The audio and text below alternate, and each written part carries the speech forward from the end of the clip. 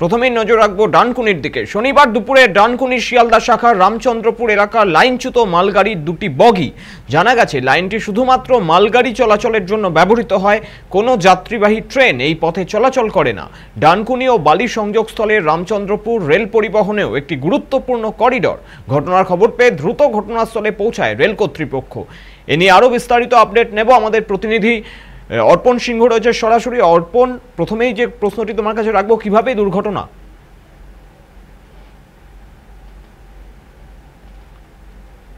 এ নিয়ে বিস্তারিত আপডেট নেব আমাদের প্রতিনিধি অর্পণ সিংহ রয়েছে সরাসরি। অর্পণ, কিভাবে দুর্ঘটনা?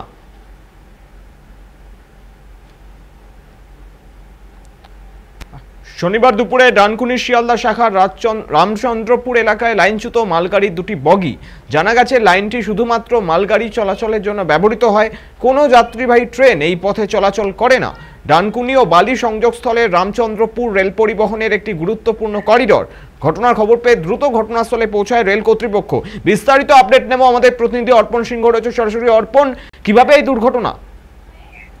দেখো, পুরো বিষয়টি কিন্তু তদন্ত করে দেখা হবে এবং যেটা জানা যাচ্ছে যে আজ বেলার দিকে এই ঘটনাটি ঘটে। একেবারে ডানকুনি শিয়ালদা শাখার যে রামচন্দ্রপুর, সেইখানেই কিন্তু ঘটনাস্থলে এইখানে কিন্তু ঘটনাটি ঘটে এবং যেটা জানা যায় যে মালগাড়ির দুটি বগি কিন্তু লাইনচ্যুত হয় এবং যেটা যে স্পেশাল লাইন যেটাকে বলা যেতেই পারে, এবং সেই স্পেশাল লাইন থেকে কিন্তু মালগাড়ি ছাড়া কিন্তু কোনো যাত্রীবাহী ট্রেন কিন্তু চলাচল করে না।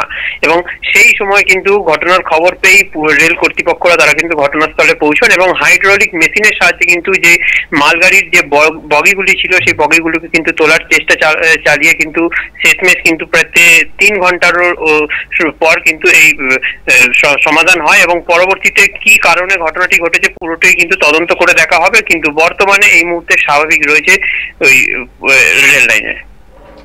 ধন্যবাদ অর্পণ। আপনাদের আরেকবার জানিয়ে রাখি, শনিবার দুপুরে ডানকুনি শিয়ালদা শাখার রামচন্দ্রপুর এলাকায় লাইনচ্যুত মালগাড়ি দুটি বগি। জানা গেছে লাইনটি শুধুমাত্র মালগাড়ি চলাচলের জন্য ব্যবহৃত হয়, কোনো যাত্রীবাহী ট্রেন এই পথে চলাচল করে না। ডানকুনি ও বালি সংযোগস্থলের রামচন্দ্রপুর রেল পরিবহনের একটি গুরুত্বপূর্ণ করিডর।